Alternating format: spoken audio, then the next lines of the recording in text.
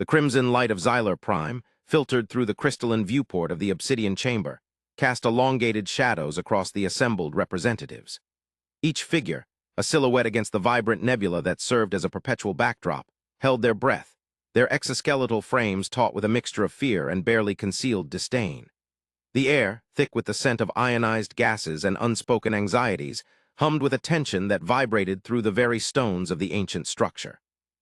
At the head of the colossal table, Grand Arbiter Valkar, his 3 eyes narrowed in contemplation, tapped a rhythmic pattern against the polished durasteel, a sound that echoed the frantic pulse of the unseen, unheard threat.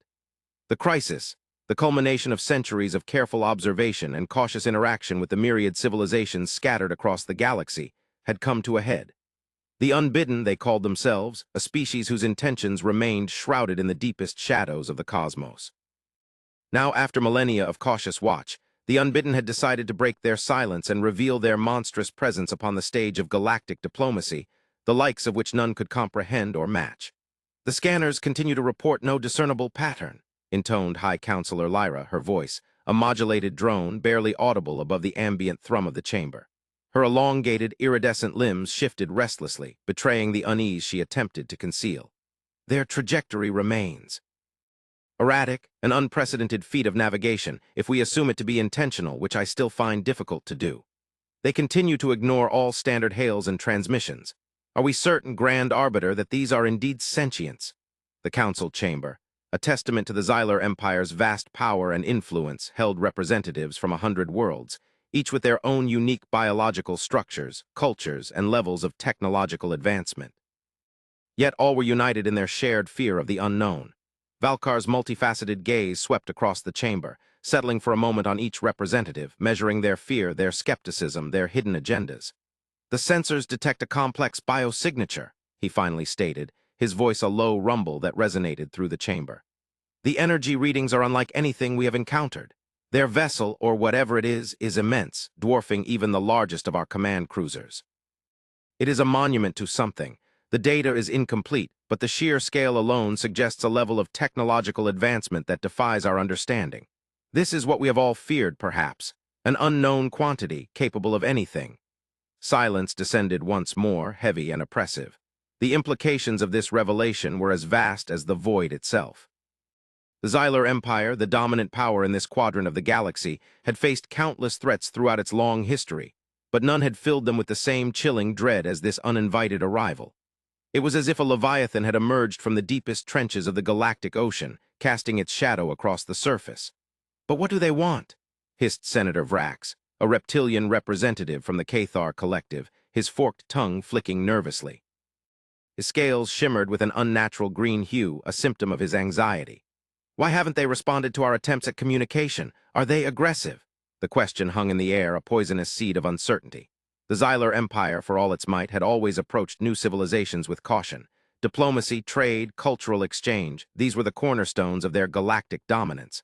But what if diplomacy was useless? What if these, unbidden, only understood the language of force? The holographic projection in the center of the table flickered to life, displaying a 3-dimensional rendering of the alien vessel. It was an impossible structure, a swirling behemoth of impossible angles and unknown materials. It defied the laws of physics, appearing to defy the very nature of space and time. Its size alone was enough to instill awe. It was a metal mountain floating in the void. Its appearance could be described in only one word: monstrous. "Their design is unique," murmured Counselor Lyra, her voice laced with a mixture of fear and fascination. "It is unnatural. We cannot discern any clear defensive capabilities. There are no weapon emplacements, no obvious shields. Their power source is also unknown. The energy readings are off the charts." "It is not a weapon," stated Grand Arbiter Valkar, his gaze fixed upon the monstrous vessel. "It is something else, something more. We must assume the worst, prepare for conflict, but we must also seek understanding. Until we know what they are, we are utterly vulnerable." He gestured towards the holographic projection. "The vessel's trajectory will bring it within the boundaries of our controlled space in approximately 72 standard cycles. We must prepare a response. We must decide how to greet the unknown." The ensuing debate was a maelstrom of conflicting opinions, political maneuvering, and barely concealed panic. Military commanders clamored for immediate mobilization, advocating a show of force to deter any potential aggression. Diplomats urged caution, arguing for peaceful contact, hoping to avoid a devastating war. Others, more cynical, saw an opportunity, a chance to exploit the arrival of this new power for their own benefit. As hours bled into cycles, the council chamber became a battleground of ideas, a reflection of the deep-seated anxieties and ambitions that define the Xylar Empire. The monster ship continued its inexorable advance, a silent harbinger of an unknown future, and all of the assembled aliens, from the highest-ranking leaders to the lowliest of advisors, were afraid. The Grand Arbiter allowed the debate to rage, carefully observing the shifting alliances, the hidden agendas, the very fabric of the Empire fraying under the strain of uncertainty. He understood the stakes. He had witnessed empires rise and fall, civilizations consumed by their own hubris. He knew that the arrival of the Unbidden was not merely a military or diplomatic crisis. It was a test, a challenge to the very soul of the Xylar Empire. They could rise to meet the challenge or they could perish. The fate of countless worlds hung in the balance. Finally, after what seemed like an eternity, Valkar raised his hand, silencing the cacophony of voices. The chamber fell silent, all eyes fixed upon him. "We will proceed with a dual strategy," he announced, his voice carrying the weight of his decision. "First, we will mobilize our defensive forces. The fleets will be deployed to monitor and, if necessary, defend our borders. Second, we will initiate contact. A diplomatic delegation will be dispatched to meet the unbidden vessel and attempt to establish communication. We will offer peace, understanding, and the possibility of cooperation." A collective murmur rippled through the chamber. Some representatives nodded in approval, while others scowled, their faces etched with doubt. It was a gamble, a risky strategy that could lead to either salvation or annihilation. "The decision is made," Valkar stated, his voice resolute. "Let the preparations begin. We must be ready for both war and peace." The room erupted in motion, the hum of the chamber intensified, and the atmosphere shifted from fear to resolve. The Xylar Empire, at the threshold of an unprecedented encounter, steeled itself for the arrival of the Unbidden. The fate of the galaxy, it seemed, now rested on the monstrous ship's next move. The days that followed were a blur of frenzied activity. Fleets were mobilized, defense systems activated, and the diplomatic corps prepared for their mission. The most experienced diplomats, those with years of service to their credit, were carefully selected and briefed. They practiced the necessary protocols, familiarized themselves with the limited data available on the Unbidden, and prepared themselves for any eventuality. All along, the monstrous ship, an impossible structure that defied all known physics, continued its unyielding approach. Finally, the moment arrived. As the Unbidden vessel neared the designated rendezvous point, the diplomatic delegation, led by Ambassador Xylara, departed in a specially equipped diplomatic cruiser. They were escorted by a small fleet of Xylar warships, a symbolic gesture of both protection and warning. The atmosphere aboard the cruiser was tense, a palpable mixture of excitement and dread. They knew that their every action would be scrutinized, their every word a potential trigger for war or the beginning of a new era. Ambassador Xylara, a seasoned diplomat known for her calm demeanor and keen intellect, stood on the bridge of the cruiser, gazing out at the approaching vessel.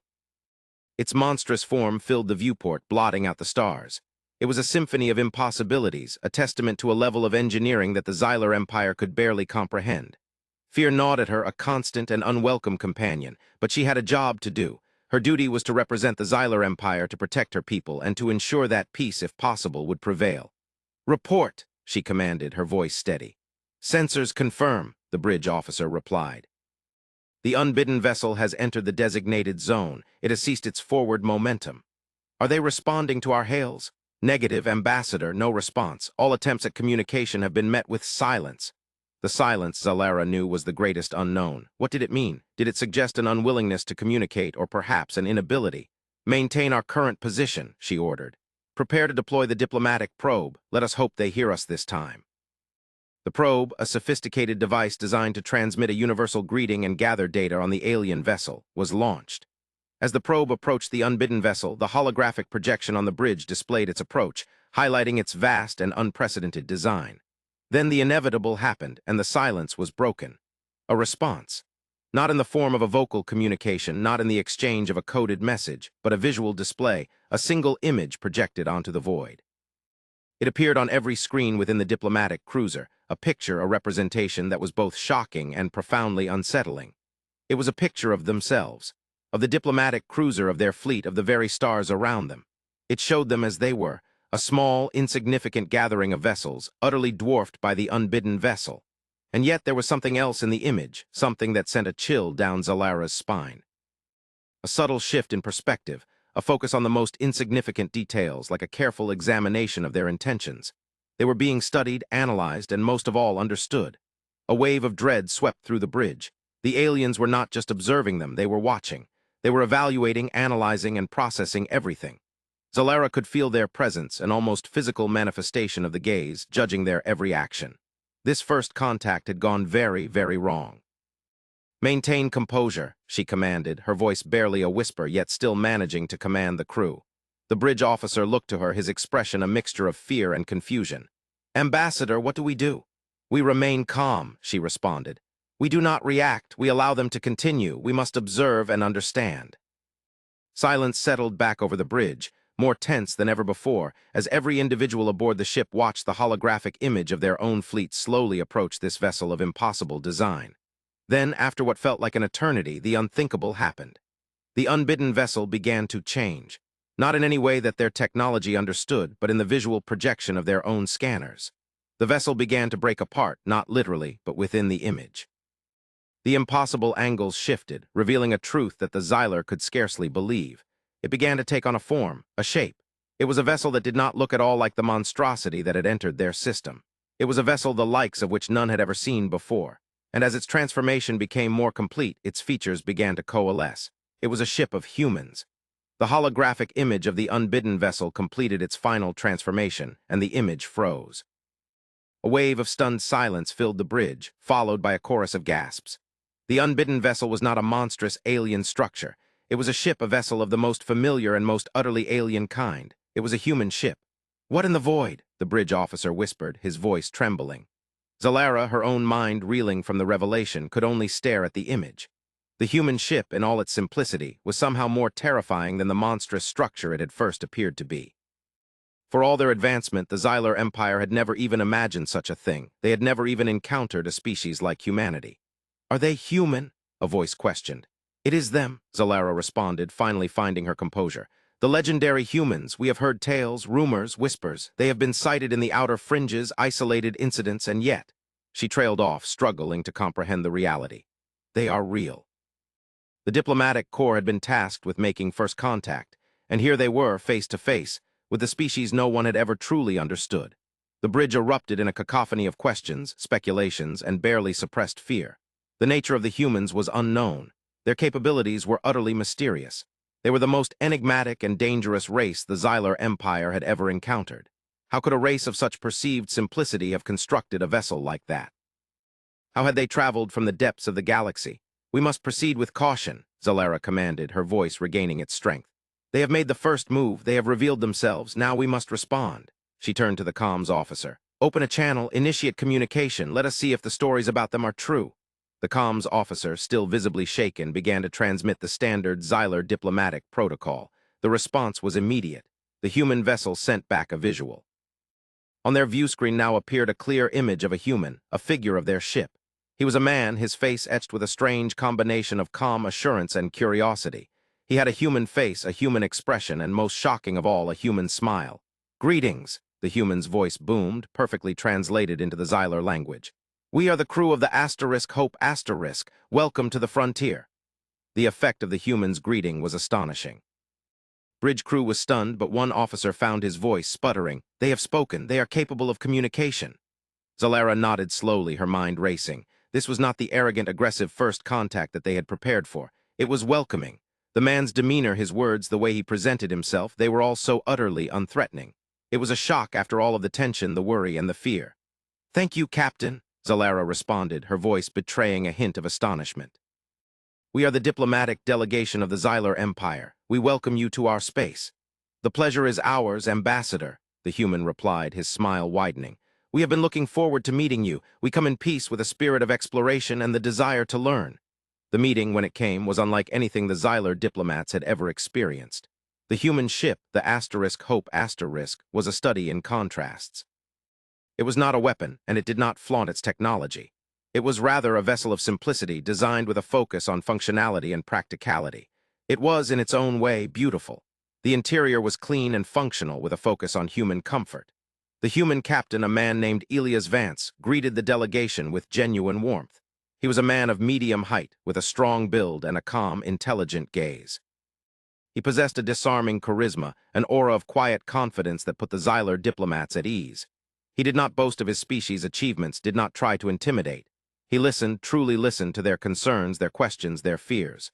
"We understand your apprehension," Vance said, his voice level and reassuring. "We have seen the reports, we know the history of your empire, and we understand the need for caution. We assure you our intentions are peaceful. We do not seek conquest, we do not covet your resources, and we have no interest in conflict." He then went on to explain the nature of humanity, their history, their philosophy. He spoke of their desire to explore the galaxy, to learn from other civilizations, and to share their own knowledge and experiences. The humans, it turned out, were explorers, scientists, and artists. They were driven by curiosity, a thirst for knowledge, and a deep appreciation for the beauty of the universe. The Xylar diplomats, initially wary, found themselves drawn to the humans' honesty and candor. They listened as Vance spoke of the shared history of conflict on his own planet, of the values his people had had to learn, and the dangers of tyranny. They were astounded by the breadth of the humans' knowledge. They heard about their unique scientific advancements, their incredible artistic accomplishments. They listened to his stories. It was all very strange. "Our technology, as you can see, is not designed for warfare," Vance explained. "We have focused on other things, understanding the universe, curing disease, exploring the limits of what is possible. War, we have learned, is a waste of time, of resources, and of life. We choose to create, we choose to build, we choose to explore." He went on to demonstrate some of his ship's capabilities, not as a display of power, but as a way of showcasing their potential. They witnessed a demonstration of their fusion technology. They saw their ability to manipulate the very fabric of space and time. They witnessed the creation of objects from nothing. It was astounding, but even more astounding was that it did not feel like a threat. "We have come to this galaxy not as conquerors, but as guests," Vance concluded. "We offer our friendship, our knowledge, and our support. We hope that we can learn from you and that together we can build a better future." The visit to the Asterisk Hope was a watershed moment for the Xylar Empire. The diplomats returned with a changed perspective. They had encountered something that they had never expected, something that challenged their preconceived notions, their assumptions, and their fears. Back in the Obsidian Chamber, the council members listened, incredulous to the reports of the human contact. The initial fear gave way to a mixture of confusion and curiosity. How could this be? How could a species so seemingly primitive possess such advanced technology and such a profound understanding of the universe? "They are not what we expected," Ambassador Zalara stated, her voice calm and measured. "They are not a threat. They are different. They are peaceful, curious, and driven by a thirst for knowledge. They offer friendship." A wave of discussion began as the council once again debated. The military leaders were still skeptical, but the diplomats and scientists were eager to learn more. They shared their own discoveries, including their studies of the human's biology. The human physique, seemingly frail and weak, concealed an astonishing resilience, an ability to adapt and endure that the Xylar had never witnessed before. Their technology, while advanced, was not used in any way that their scanners could detect as a weapon. How, then, was it possible that this species had built the massive vessel, the Hope that they had first observed? The Grand Arbiter, the wisest of the council, listened patiently. He had known, from the moment he had seen the readings of the approaching vessel, that this encounter would change everything. The question was not how to stop the humans, but how to understand them. "It seems we have much to learn," he said, his voice echoing through the chamber. "The humans possess knowledge and capabilities that we cannot ignore. We must seize this opportunity. We will invite them to join the Empire as an ally, a partner in exploration and discovery." The decision was made. The Xylar Empire, the dominant power in the quadrant, would reach out to humanity, offering their support and friendship. A new era had begun, an era of unprecedented collaboration and exploration. The war fleets, still on high alert, were given a new directive: to protect the humans and assist them in any way possible. It was a bold and unprecedented move, but the Grand Arbiter knew that it was the only way forward. The human ship and the Xylar fleet began to work together. They shared information, exchanged technology, and learned from each other. The humans' insights, their way of thinking, their sheer curiosity about the universe, had a profound impact on the Xylar. The humans revealed that the construction of their vessel was not based upon military advancements, but on the principles of engineering that existed in a completely different paradigm. It was not powered by conventional means, but by a process that was almost magical, allowing them to travel vast distances, to manipulate matter, to transcend the limits of time and space. The Xylar scientists were perplexed, and the human engineers and scientists eagerly began to explain. In this collaboration, the humans' technology, coupled with the Xyler's ancient knowledge and experience, opened doors to new discoveries. The humans' methods, their approaches, showed the Xyler how much they had failed to appreciate about the universe. And so the collaboration grew. The humans revealed that their technology was based not on conflict, but on discovery. They showed how their vessels were a reflection of their own nature, a manifestation of their quest for knowledge and understanding. The humans' very culture, it turned out, was something that was almost completely alien to the Xyler. But it was in that contrast that they found the greatest source of their collaboration. The two civilizations worked together, exploring the vastness of space. But the peace and understanding that blossomed between the Xyler and humanity were soon shattered by an event that neither could have predicted. One day, the Hope detected a strange signal, a faint pulse emanating from a distant region of space. It was an ancient signal, a message from an unknown source. It was old, predating the birth of even the oldest known civilizations. "What is it?" asked the Grand Arbiter, his face etched with concern. Captain Vance frowned. "We don't know. It's unlike anything we've encountered before. It seems to be calling to us, perhaps to any intelligent life." The message was an enigma, but the humans and the Xyler, now close allies, decided to work together to decipher it. The data was analyzed, the complex algorithms were run, and finally, after months of painstaking work, the message began to reveal itself. The signal was not a communication in the traditional sense. It was not a call for assistance. It was a warning. It spoke of a vast cosmic threat, a force of unimaginable power that was poised to consume the galaxy, a threat that lay beyond all known comprehension, a cosmic, unending void eating away at the edges of known space. It was a harbinger of doom, a call to arms, and a warning against an event that was set to occur in the distant future. "An unending void?" asked Ambassador Zalara, her voice barely a whisper. "What does it mean?" "It is a darkness that feeds on everything," Vance explained. "It is the end of all things. It consumes stars, galaxies, even time itself. It is a threat unlike any we have ever known." The Council was shocked. The implications of this revelation were staggering. They were no longer just dealing with a new civilization or an alien conflict. They were now facing the potential end of all existence. "What must we do?" asked one of the counselors. Vance considered the question. "We must prepare. We must understand the nature of this threat, and we must find a way to stop it. We must build a defense. We must unite the galaxy." And so, the alliance between humanity and the Xyler Empire grew. They joined forces with other civilizations, building a vast fleet, a force that was dedicated to exploring, understanding, and defending against the cosmic threat. They shared their knowledge, their resources, and their technology. The Xyler learned from the humans and vice versa. They began to work together to create something that none had ever done before. Their cooperation produced new technologies and weapons of unimaginable capabilities. All of this in preparation for the coming darkness. The humans, with their innate ability to confront seemingly impossible challenges, provided the strategic and tactical vision, while the Xyler, with their ancient wisdom and vast resources, provided the logistical and cultural framework. They understood the gravity of the threat. They knew that their survival, the survival of all life, depended on their ability to overcome their differences and stand together. Months turned into years, and then the final countdown began. The cosmic threat, the unending void, was approaching. The humans and the Xyler stood ready, their hearts filled with both fear and a fierce determination. As the void came, they fought together. The fleets launched, the weapons fired. The battle was long and brutal. The very fabric of space and time was warped and torn as the void consumed everything in its path. All around, the humans and the Xyler defended their territory. And yet, despite their valiant efforts, the void continued to advance. It devoured entire star systems, extinguishing the light of the stars. It was a force of unimaginable destruction, a testament to the cold indifference of the cosmos. Then, at the height of the battle, humanity deployed the final weapon. It was an ancient weapon, a relic from a lost era, a weapon with the power to tear apart reality. They had guarded it for centuries, waiting for the perfect moment. The weapon, as it was described by the human engineers, was a product of the humans' pursuit of the impossible. They did not pursue it to dominate, but to preserve. They were driven by an unyielding desire to protect life. The weapon was a massive device, a construct of unknown materials and unimaginable power. Its design was complex, its function incomprehensible, and it was now humanity's ultimate gamble.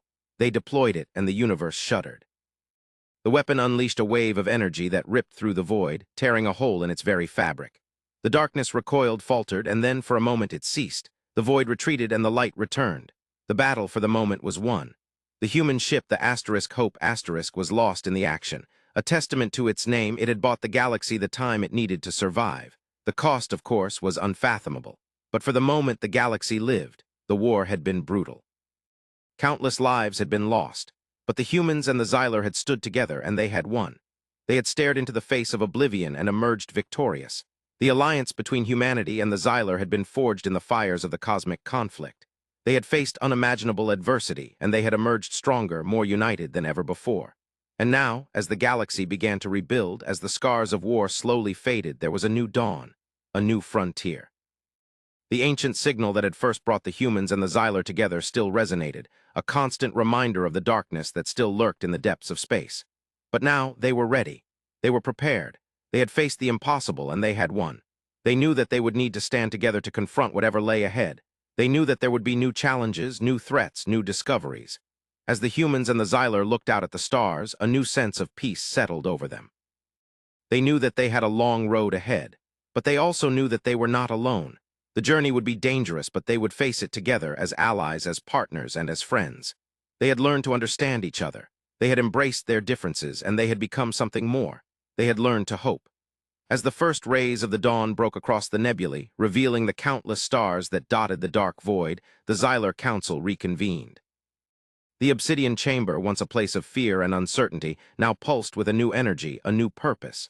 The Grand Arbiter, his multifaceted eyes reflecting the starlight, addressed the assembled representatives. "We have faced the darkness, and we have prevailed," he announced, his voice filled with pride. "We have forged an alliance with humanity, a partnership that will shape the destiny of the galaxy." He turned towards a holographic projection, an image of the Hope, a glowing monument to human ingenuity. "They came as strangers, but they became our friends. They showed us the power of hope, the beauty of exploration, and the value of courage. We have much to learn from them." He paused, then smiled. "The human concept of a monster ship," he continued, "is perhaps our greatest revelation yet. They do not seek to dominate, but to build, to explore, to create. They seek to share the wonders of the universe, and in their simplicity, in their empathy, and in their unyielding optimism, they have revealed to us the potential of what we can all achieve." He turned towards the window, toward the galaxy, and as he did, the chamber echoed with a chorus of voices and a symphony of thought. Their eyes scanned the space, the void, and they looked ahead to what the future had to offer. "The universe is vast," he announced, "and its secrets are many. We must embark on new journeys of exploration. We must embrace our differences, and we must never cease to learn. Now we must set forth once again to discover that which is hidden from our view. We must reach out beyond our own borders. We must seek to meet new civilizations and help them grow as they have helped us." Then he turned towards the holographic image and he smiled. "For first contact," he continued, his voice echoing in the chamber, "begins with humanity's monsters. Galaxy's floating terror indeed." The Council was now a beacon of hope. The endless void still held a vast unknown, the threat of destruction still lay in the shadows, but the universe was now a place of unity, cooperation, and the promise of a brighter future. The Grand Arbiter knew in his ancient heart that the arrival of the humans was not an end, but a beginning. It was not a tale of conflict and devastation, but a song of hope and progress. He knew that the galaxy would never be the same. And as he gazed at the stars, he knew that they had begun to heal. The Xyler Empire in the end had found its greatest strength not in its power, not in its technology, but in the unwavering spirit of humanity. He knew that the future, though uncertain, was filled with promise, and he was ready, as were the humans, to face it with courage, compassion, and a belief in the infinite possibilities that lay beyond the stars. The galaxy, finally, had a future.